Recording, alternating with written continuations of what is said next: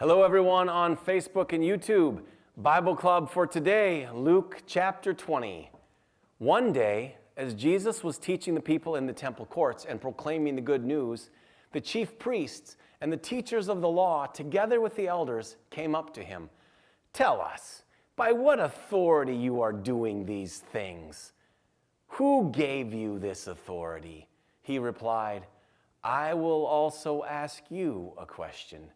Tell me, John's baptism, was it from heaven or of human origin?" They discussed it among themselves and said, "If we say from heaven, he will ask, 'Why didn't you believe him?'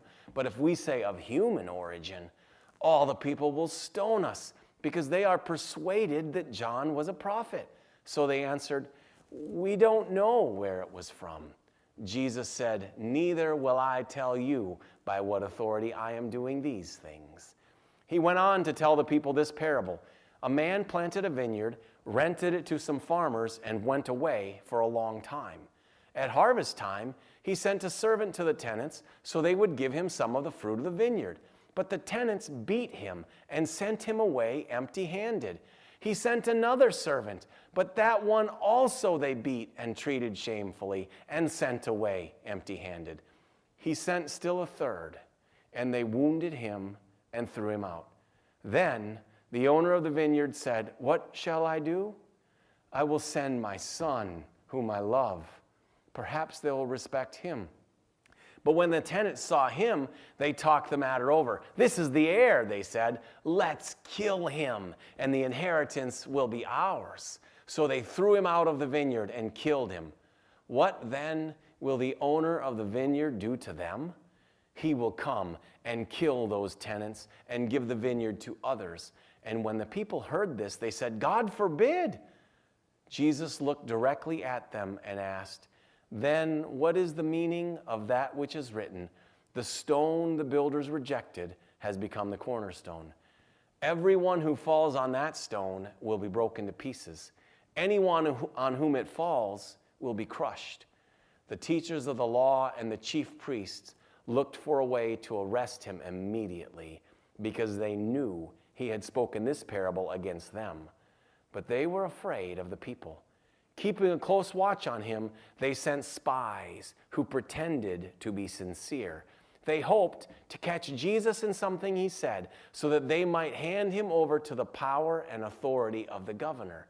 So the spies questioned him, "Teacher, we know that you speak and teach what is right, and that you do not show partiality, but teach the way of God in accordance with the truth. Is it right for us to pay taxes to Caesar or not?" He saw through their duplicity and said to them, "Show me a denarius. Whose image and inscription are on it?" "Caesar's," they replied. He said to them, "Then give back to Caesar what is Caesar's, and to God what is God's." They were unable to trap him in what he had said there in public, and astonished by his answer, they became silent. Some of the Sadducees, who say there is no resurrection, came to Jesus with a question. "Teacher," they said, "Moses wrote for us that if a man's brother dies and leaves a wife but no children, the man must marry the widow and raise up offspring for his brother. Now there were 7 brothers. The first one married a woman and died childless. The second and then the third married her, and in the same way the 7 died, leaving no children. Finally, the woman died too. Now then, at the resurrection, whose wife will she be, since the 7 were married to her?"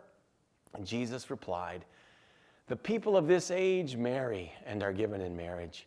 But those who are considered worthy of taking part in the age to come and in the resurrection from the dead will neither marry nor be given in marriage. And they can no longer die, for they are like the angels. They are God's children, since they are children of the resurrection.